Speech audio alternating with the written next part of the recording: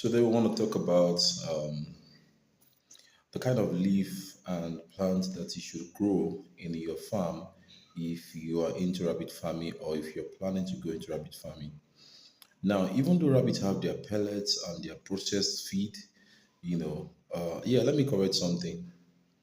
Pellet is not the name of rabbit feed.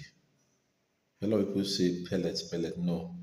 Pellet is a shape, is the description of that shape. It looks like that of fish feed as well. Pellet is a shape, just the same way we have granules. Granules is also a shape. So pellet is not the name of rabbit feed. You understand? If you're referring to rabbit feed that is pelletized, then you can say rabbit pellet. That's more correct. But saying pellets, so people say I feed my rabbit pellet. Pellet is not a feed. Pellet is the name of the shape of that feed. I hope that clears some conceptions here. So, if you're going into rabbit farming, rabbits have their feed and they feed on various variety of things. However, the standard thing to give your rabbit is the processed rabbit feed. You understand? Which we also sell. If you want to get good quality rabbit feed, you can actually get rabbit feed from us. We sell rabbit feed in our farm. Now, rabbit also eats A, and we also sell the A. I would show you the video of one of our A, the granules A especially. You can get them from us as well if you want to get A for your rabbit because it has its own benefits. You understand for the rabbit. Now let me correct something also because a lot of internet farmers, a lot of people consult Google and believe so much in the information they get on Google, and people will say that Google says that they should feed their rabbit 85% A. A means dry grasses that has been dried. Now, that is not correct. I'm speaking to you as a practicing farmer here, not somebody that consults Google. No. If you feed your rabbit 85% A, your rabbit is going to lose weight drastically. There are various instances in the life of your rabbit where your rabbit needs to feed on A. You understand? Or A can come in as supplement for your feed because rabbit loves varieties. So that is okay. But you cannot turn A into a everyday feed for your rabbit. No. Instead of your rabbit to gain weight, your rabbit is literally going to lose weight. And that is not what you want to achieve. So you cannot turn A into 85% of the rabbit feed. No, it's wrong. Basically, what A does is that because rabbit is not a ruminant animal, rabbit is a monogastric animal. It's a non-ruminant. However, the reason why rabbit could eat so much cellulose and plants like ruminant is because it has something called cecum. With the cecum, the rabbit is able to digest, cellulose fiber. So that makes it to eat plants and grasses even like the ruminants, even though it is not a ruminant animal. You understand? So basically the cecum is the one that enhances the ability to digest foods like that in rabbits. Now, that is why rabbit needs fiber or needs plants because the procedure of their digestion is designed in such a way that it is able to extract nutrients from plants and leaf and cellulose fiber that are strong, and still extract nutrients from it. So basically the body system is designed to process and digest that food through the cecum. You understand? So, and that's why when something is wrong with your rabbit and your rabbit is having what you put, you want to eradicate the feed at that moment and just put the A there. You understand? So as to help the process of digestion to start again and correct that pool that you are seeing, which will tell you when the pool is corrected, that will now be the one to tell you that yes, the rabbit is back to normal. You understand? So basically, rabbits eat various things, and plants are one of them. So even though you are feeding your rabbits feed, it is also good to make grasses available to them. In our farm, we don't feed our rabbits with grasses daily, and the reason is because rabbits respond to grasses in different ways. You understand? So it is better to be on the safer side and ensure that the rabbit is not having it on a daily basis. Rather, in between the days, some periodic times during the week is more advisable. You understand? So that is how to give them and give them safely without any issues.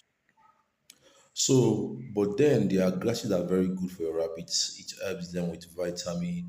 The chlorophyll has a lot of minerals for the rabbit to benefit from. So and the minerals and the vitamins that come from the plants are equally essential for your rabbit well-being. Their overall performances, their digestion, their especially at periodic stages of their life like pregnancy, delivery, nursing, and so on and so forth. You understand? So today I want to talk about some basic ones that you should actually plant in your home, and I'm going to be starting with just two, and that is bitter leaf and scent leaf. Bitter leaf and scent leaf are actually edible for rabbit, but they are not just rabbit food, as it were. They are actually rabbit medication. Yes, they are medication for your rabbit. They are not just food, basically. So what does that mean? That means you don't give it to the rabbit as if you want to stock a lot of grasses into their cage for them to consume. No, you don't give them bitter leaf and scent leaf like that. These two leaves are actually medicinal. So, and you know how it is in medicine. You don't want to take excessive drug, even if it's an organic medication. You don't want to take excessive of it. That is why this thing they call, by my Yoruba people will understand what I'm talking about here. This thing they call agbo. Me, I don't like it, even though I know it's effective in some way. The reason why I don't like it is because it doesn't have a dosage. It doesn't have dosage of usage. So most people just drink it. So before you know what, you have taken excessive of what you want.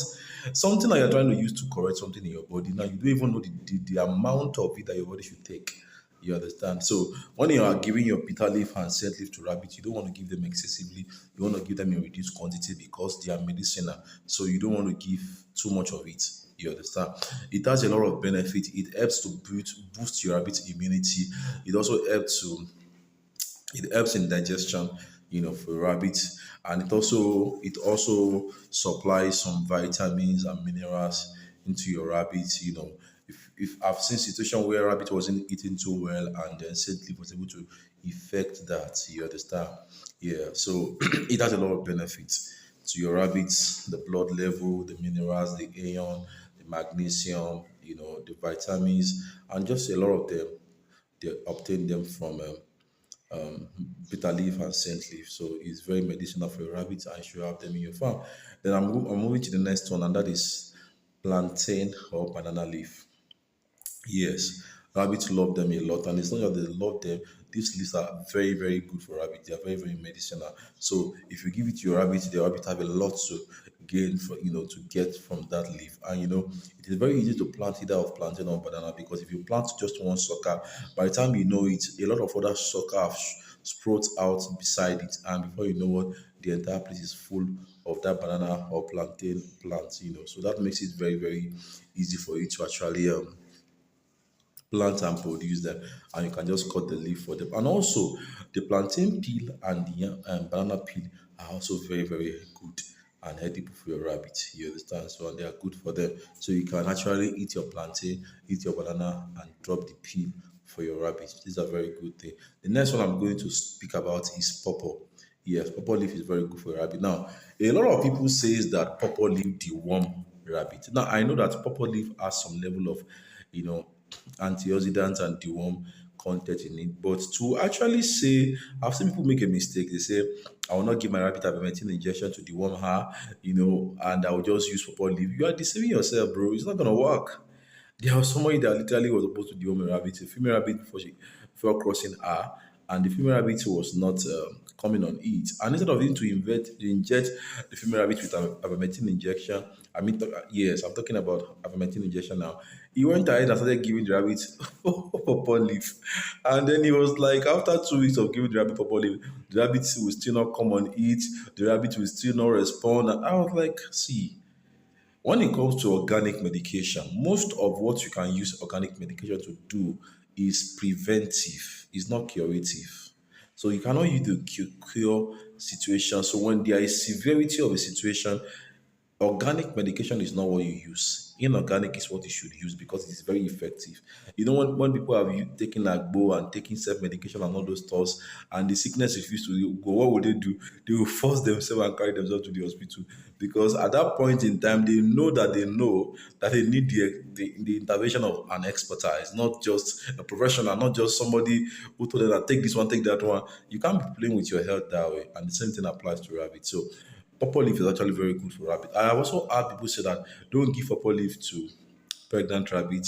It will make your pregnant rabbit to lose pregnancy. I am here to come and tell you, in all my years of rabbit farming, that that thing is false. It's not true. It's not true. I've given purple leaf severally to pregnant rabbit. I've given purple leaf to rabbit that are soon to deliver, and they deliver safe and sound. So some of this, you see, there's a lot of misconception on rabbit farming actually, and I intend to address most of this misconception one of these days. You know, I've also heard people say you cannot touch the baby rabbit with your hand when the mother give birth to it. You know, you must not touch it. If you touch it, she will not breastfeed them. Who is giving you all this jargons information? Who is telling you all this rubbish? So if you use your hand to touch it, the mother will not breastfeed them again. From which university did you get that knowledge? There are instances whereby you need to touch the baby. For instance, a mother gave birth and sometimes she pulled so much fur and covered the babies with her fur. So, and you want to know how many babies she gave birth to so that you can know if there's any situation of mortality or anything like that, you know. So now you did not count it. You don't even know how much you gave birth to. So you wouldn't know if something got missing or maybe a baby fell down or something happened or something intruded your farm. Or so you won't know because you never knew how much you gave birth to. Some of this school of thought is wrong. Is wrong. But that's gonna be a video for another day. Don't let us get distracted. So you can plant pawpaw for your rabbit. Yes, pawpaw leaf is very good for your rabbit. It's edible for them. It's both food and medicine as well.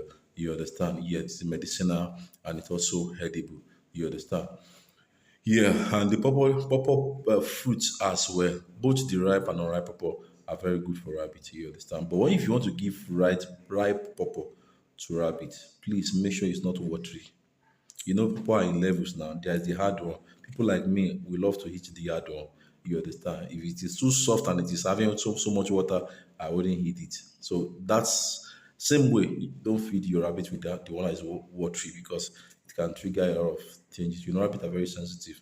You know, so that being said, let's move to the fourth one, and that is triders. Now, it's one of the easiest plants to actually grow when it comes to triders. There's a particular friend of mine that was we were discussing some times ago, and he was telling me how that he used to go and get triders for his rabbits, and sometimes he just rinse them inside the water before giving to the rabbits. So there was a particular spot where he kept pouring the water of the triders he has rinsed and kept pouring it away to that place, kept pouring it away. After some weeks, he just realized that triders have started growing on that very spot where he used to pour the water away. You know, look at how easy it is to actually grow your triders. It's either pull some of the growing one out and chop them into the heart, or even just pour the grasses literally on the floor and be wetting it. You understand? Before you know what, it will grow. Spiders can be propagated both sexually and asexually. So you can use either the stem or you can use the what's it called, the seed. Yeah, the seed is always on that inflorescent flower that grows, that shoot out in yellow color like this. You understand? So that is it about triders. It is very, very easy to actually grow your triders, on the rabbit farm. Most of the time you see them around in the environment where you are living. You understand? So that is also very good. Now the next one I want to mention is jute leaf. Jute leaf. That one, that's a way to. Is very good for a rabbit. It's very, very good for a rabbit. However, there are also leaves that you might not necessarily plant them for rabbits, but they are good for rabbits. A very good example then is maize. If you plant your maize and you have harvested the maize, the remaining thing left on your maize farm is for rabbits, right from the roots to the to the stem and the inflorescence on top, everything your rabbit will eat them. You understand? You have harvested the maize you planted, the remaining thing is just good for your rabbit. The same thing goes for cowpea. If you plant cowpea, various kind of cowpea beans, you understand, you can, after you have harvested your cowpea, the remaining can go for your rabbit. The same thing, in fact, I'm going to mention this one as well. Potato leaf. Potato leaf is very, very rich for rabbit. It's very, it's legume. Yes, just like cowpea, it's leguminous. So they have more higher level of protein content. You understand than the ones we have been mentioning so far. So if you plant potato and you have harvested your potato, you can actually give your rabbit the fresh, potato leaf and the stem, and trust me, they will do very, very well with it. So I think I've mentioned enough today. Okay, let me add this one. Sunflower. Sunflower is just like Traders, but the only thing that sunflower's leaf is bigger and sunflower goes straight. In the case of Traders, it's spread across the ground, but sunflower goes straight up. It's very easy to find them around. And others you can also add to the list is your elephant grass, your guinea grass, your alfalfa. There was a time I actually got alfalfa seed from Italy. You understand? And we planted it. If you need alfalfa leaf, you can get in touch with me. I can help you to get some alfalfa leaf. It's very good for rabbit and goat and all. But you have to be careful because I remember that day we got about 6 pack, and while I was outside, one of my goats ate one of the pack, and we left with five. So your goats, your goats will not only eat the alfalfa leaf, your goat will literally eat the alfalfa seed too. So you have to be careful of that. And Timothy grass too. If you live in a waterine area, riverine area, it's very easy for you to find Timothy grass. You don't even need to grow that one in your house. You can easily find it beside the stream and waterine environment. So with that, you can actually plug them and give it to your rabbit. Yeah, you can also plant wheat. You can plant sorghum. For rabbits, and they are very good for rabbits. The leaf are very good for your rabbit. I'm going to make a video on how to actually prepare and make hydroponic folder for rabbits. We are soon going to be stepping into the dry season. The rain is capping up gradually already, so uh, hydroponic fodder becomes useful when it's dry season. Basically, we're in rainy season now, so we really don't need hydroponic fodder. It will be a waste of money on seed when we can actually get it all for free. So, but since we are approaching the dry season, I'm going to make a video on that. So watch out and stay tuned on our channel. So many things are coming up here. Thank you guys for watching this video. I'm sure you have learned one or two things. My name is Matthew from Matthew's Rabbit Farm. I'm sure you have learned a lot of things from this video today. If you have any question, drop your question in the comment section and I'll be here to answer your question. Thanks for having me around. And I shout out to all rabbit farmers all over Nigeria. You guys are awesome. So many feedback from every one of you. I appreciate my rabbit farmers in Port Harcourt, Wary, Mr. Wolfer in Bayelsa, my people in Abuja, Mr. Gabriel in Abuja, and Nigerians in diaspora. So many Nigerians in diaspora are interested in rabbit farming, and I'm impressed.